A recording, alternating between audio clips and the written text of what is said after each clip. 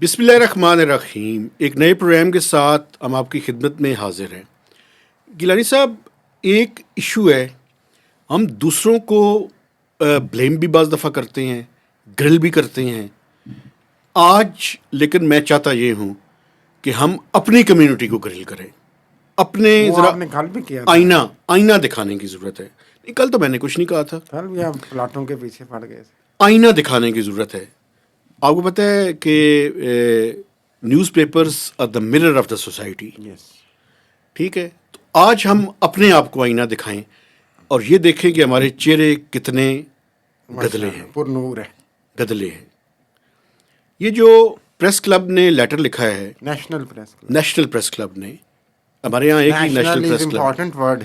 اچھا، جو لیٹر لکھا ہے بلوچستان کے جو دھرنا دینے والے لوگ ان کے باہر بیٹھے ہوئے ہیں، اس کی کیا تفصیلات ہیں اور آپ اس کے بارے میں آپ کی کیا رائے ہے؟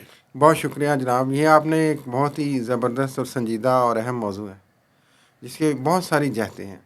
لیکن جس طرح آپ نے ابھی فرمایا مہتاب صاحب، پریس کلبس کا مقصد کیا تھا اس وقت جب یہ بنائے گئے تھے؟ اور خاص طور پہ ہم اس کو نیشنل پریس کلب کہتے ہیں، یہ جو اسلام آباد میں ہے F6 سپر مارکیٹ میں، کہ یہ ڈائیورسٹی کو پروموٹ کریں گے.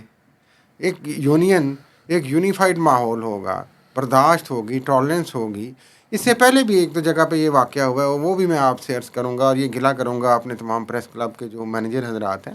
گلہ بھی ہے، مینیجر سے نہیں، لیڈرشپ سے گلہ کریں، یا اگر ان پہ کوئی دباؤ ہے یا ان کی کوئی مجبوری ہے بھائی، جو پھر ہمارے محترم قاضی فائز عیسیٰ بار بار عدالت میں کہتے ہیں بھائی مجبوری ہے تو بتاؤ کیا مجبوری ہے، تو کھل کے اتنا تو اخلاقی جرت پیدا کرو نا.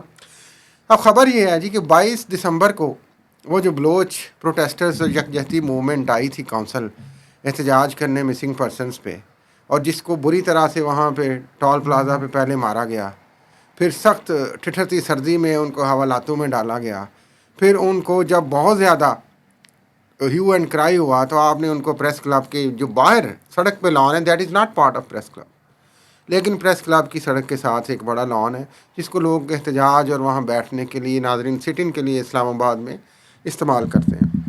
وہاں پہ انہوں نے ڈیرے ڈال دیے. سخت سردی میں وہ لوگ وہاں بیٹھے رہے.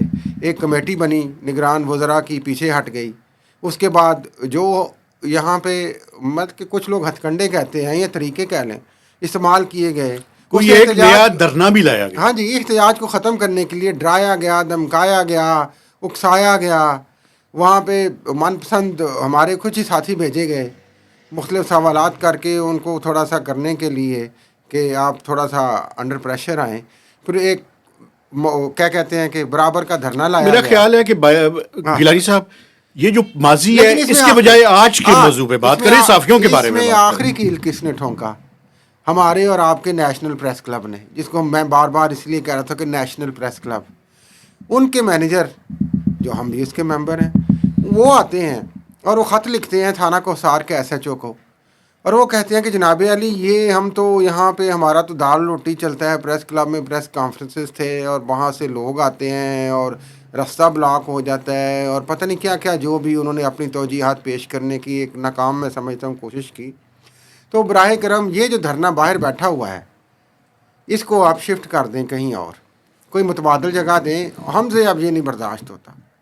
اس کے بعد بڑی لیدے ہوئی جناب سوشل میڈیا پہ سیریس قسم کی اتنا پریشر آیا کہ ان کو ایک جوابی پھر ایک خط لکھنا، اپنی وضاحتی خط لکھنا پڑا کامران صاحب کو جو مینیجر ہے نیشنل پریس کلب کے. ویسے ہمارا پلیٹ فارم حاضر ہے، وہ جو بھی کوئی موقف دینا چاہیں اس پہ، لیکن اب انہوں نے کہا جی کہ ہمارا مقصد کسی کی دل آزاری نہیں تھا، لیکن اسی اسنا میں وہ جو ایک آخری ان کے پاس اسلام آباد میں آسرا تھا وہ دھرنے کی جگہ، وہ انہوں نے پھر وڈرا کر لیا. جی آج بلوچ یکجہتی کونسل نے کہا جی کہ ہم اس دھرنے کو مؤخر کر رہے ہیں، ختم کر رہے ہیں، اور ہم وہاں واپس جا کر تو ایک بہت بڑا جلسہ ہم کریں گے. مقصد یہ ہے. آخری بات کروں پھر میں آپ کی طرف آتا ہوں. تقریباً 1 مہینہ سخت ٹھٹھرتی سردی میں، سخت مایوسی کے عالم میں یہ لوگ جا رہے ہیں. ریاست کو اگر ان سے تو دیکھیں، ان سے تو ریاست بھی اور حکمران بھی جو موجودہ ہیں، ہمارے نگران وزیر اعظم اور ہمارے باقی نگران وزراء کہہ چکے ہیں پریس کانفرنس میں کہ ہمیں ان سے کوئی گلا نہیں, یہ بے گناہ لوگ ہیں. مجھے پھر اس کے باوجود بھی آج ریاست کے اوپر میں نے بات نہیں کرنی, ان کے ساتھ ایسی زیادتی. میں نے اسٹیبلشمنٹ کے اوپر بات نہیں کرنی. میری آج دانت کے نیچے صحافی ہیں, تو صحافیوں کے بارے میں بات کریں کھل کے. آج جس پریس کلب کا میں ممبر ہوں جی, مجھے شرمندگی ہے اس کے اوپر. کیوں؟ میں آپ کو کراچی پریس کلب کی کچھ پریسیڈنٹس دینا چاہتا ہوں. جناب, کراچی پریس کلب میں ایک دفعہ آج سے کچھ سال پہلے ایک ملٹری ڈکٹیٹر چلا گیا تھا, مرحوم. اس پریس کلب کی پوری جو کیبنٹ تھی اس نے ریزائن کر دیا تھا. پریس کلب میں آپ کسی بھی یعنی ناپسندیدہ ترین شخص کو بھی اگر وہ پریس کلب کے اندر وہاں پہ داخل ہو جائے تو پولیس کو یہ اجازت نہیں ہے کہ اسے وہاں سے گرفتار کر سکے. یہ ٹریڈیشن تھی پریس کلب کی. اور یہ میں اس کے ساتھ ساتھ اور یہ پریس کلب کی کیا ٹریڈیشن ہے. یہ تو آپ نے ادھر کی مثال دی, اب میں لاہور کی بھی آپ کو مثال دوں کہ لاہور پریس کلب نثار عثمانی آڈیٹوریم وہاں پہ موجود ہے. بڑے جید, بڑے جاندار صحافی تھے پرانے وقتوں کے, جو ضیاء الحق جیسے عامر کے آگے کھڑے رہے. وہ آڈیٹوریم ان کے نام پہ ہے. تو یہ ہماری پریس کلبوں کی روایات تھیں. آج کیا روایات ہے؟ نہ صرف یہ, چند ماہ پہلے پیچھے چلے جائیں جب ایکس سروس مین سوسائٹی نے پریس کانفرنس کرنی تھی ایک, وہ ظاہر ہے وہ اس وقت عمران خان کے ساتھ تھے اور ریاست عمران خان کے خلاف تھی, تو کس طریقے سے ان کو بھی نہ کی گئی. پھر انہوں نے باہر آ کے لان میں پریس کانفرنس کی سڑک پہ. پشتون تحفظ موومنٹ کے پی ٹی ایم کو انکار کیا پی ٹی ایم کو انکار کیا گیا. اور میں آپ کو بتاؤں اس ٹائم ہمارے ضیاء الدین صاحب مرحوم زندہ تھے. وہ بھی ایک میرا خیال وہ ہے ایک فیاسکو تھا, ایک بڑے زبردست شخصیت تھے اور ہمیشہ ایک انہوں نے اسٹریٹ فارورڈ اور حق کا ساتھ دیا ہے, سچی اور سیدھی بات کی ہے انہوں نے. دیکھیں میں آپ کو ایک ریکویسٹ کروں اس سے, یہ جو ہمارے نیشنل پریس کلب کی لیڈرشپ ہے یا باقی جو صحافی لیڈرشپ ہے, اگر یہ پریشر کو برداشت نہیں کر سکتے تو یہ کام چھوڑ دینا. بھائی جان کس نے آپ کو ریکویسٹ کی ہے یہ کام کریں؟ میرا خیال ہے کہ باقی پریس کلبوں کی مثال دی. نیشنل پریس کلب کی جتنی بھی سینئر کونسل ہے, ایگزیکٹو باڈی ہے, ابھی پھر الیکشن آنے والے ہیں, اس کو جنرل باڈی میں بھی ڈسکس ہونا چاہیے, اس کو سیریسلی ریویو کرنا چاہیے. یہ صحافت کا اور جرنلزم کا اور میڈیا کا اور پریس کلب جیسی سول سوسائٹی کا صحیح امیج نہیں ہے, معاف کیجیے گا.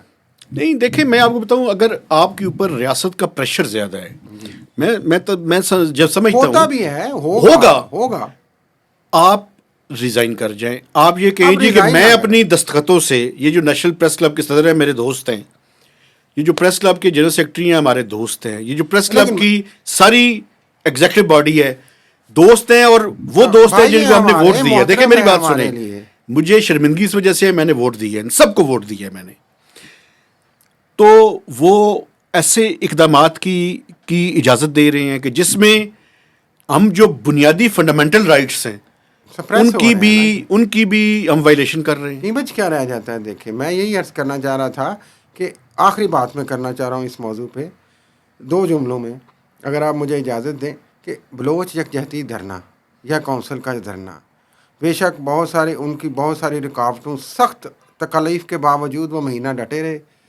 بہت سارے لوگ کہیں گے اور ظاہراً یہی ہے کہ وہ ناکام گئے, لیکن ناکام چلے گئے, واپس مایوس ہو کے چلے گئے. لیکن جس طریقے سے وہ ہماری سول سوسائٹی کے کچھ اس طرح کے عناصر کو, ہماری ریاست کے, ہماری حکومتوں کے عناصر کو بے نقاب کر گئے ہیں, میں سمجھتا ہوں کہ وہ ریاست کی, وہ ان حکمرانوں کی اور ہمارے جیسے سول سوسائٹی کے لوگوں کی جن کی ہم بات کر رہے ہیں وہ ناکامی ہے. میں پھر آپ کو واپسی پہ جب جاتے میں آپ کو پھر کہنا چاہتا ہوں, میں نے آج نہ ریاست سے گلہ کرنا ہے نہ اسٹیبلشمنٹ سے گلہ کرنا ہے, آج مجھے اور سول سوسائٹی سے بھی نہیں کرنا, صحافیوں سے گلہ کرنا. میں اوور آل سول سوسائٹی کی بات نہیں کر رہا, میں صرف صحافیوں کی بات کر رہا ہوں. جوڑ کے اپنی نیشنل پریس کلب کی انتظامیہ سے اپیل کرتے ہیں, کنڈیمنیبل ہیں ان کے سارے اقدامات, کائنڈلی ریویو کریں ان چیزوں کو, کنڈیمنیبل ہیں ان کے سارے, اور وہ معافی مانگیں, باتیں نہ کریں. جاتے آخری 2 منٹ مجھے اجازت دیں.